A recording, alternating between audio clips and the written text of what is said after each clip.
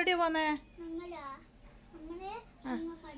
അംഗൻവാടി പോന്നെ. ഇന്ന് അംഗൻവാടിയിൽ എന്താ പരിപാടി?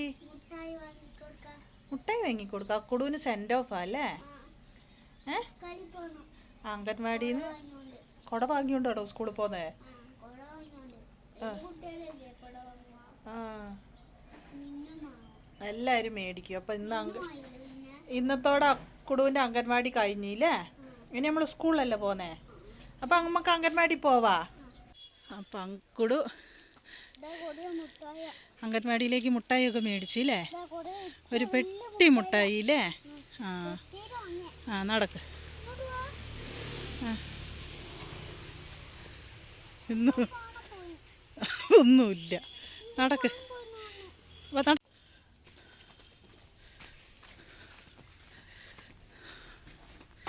സതീശി,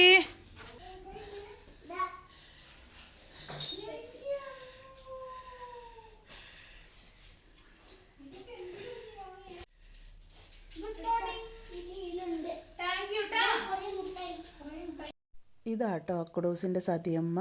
ഇന്ന് അക്കുഡൂസിൻ്റെ അംഗൻവാടിയിലെ പ്രവേശനോത്സവവും അതുപോലെ തന്നെ അക്കുഡൂസിന് സെൻഡ് ഓഫും ആയിരുന്നു. ഞങ്ങളിവിടെ എത്തിയപ്പോൾ ടീച്ചറും സതിയമ്മയൊക്കെ പായസം വയ്ക്കുന്ന തിരക്കായിരുന്നു. വന്നപ്പോൾ മക്കളൊന്നും എത്തിയില്ല. പിന്നെ കുറച്ച് കഴിഞ്ഞപ്പോൾ മക്കളൊക്കെ വരാൻ തുടങ്ങി. റിഹാന് ബലൂണൊക്കെ വീർപ്പിച്ച് വയ്ക്കുകയാണ്. കുഞ്ഞു മക്കൾ വരുമ്പം ബലൂണ് കൊടുത്തും മുട്ടായി കൊടുത്തൊക്കെ വേണം അവരെ സ്വീകരിക്കാൻ. അക്കുഡൂസ് കുഞ്ഞിതിലാട്ടോ ഈ അംഗൻവാടിയിലേക്ക് വന്നത്. കാരണം അക്കുഡു അംഗൻവാടിയിലേക്ക് വരുമ്പോഴാണ് ഞങ്ങൾ യൂട്യൂബ് ചാനൽ തുടങ്ങിയതും അംഗൻവാടിയിലേക്ക് വരുന്നൊരു യാത്രയാണ് അക്കുഡുവിൻ്റെ ചാനലിൽ വൈറലായതും ഞങ്ങളെ ചാനൽ മോണിറ്റേഷൻ ആയതൊക്കെ ഈ അംഗൻവാടിയിലേക്ക് വരുമ്പോൾ എടുത്ത വീഡിയോകളാട്ടോ.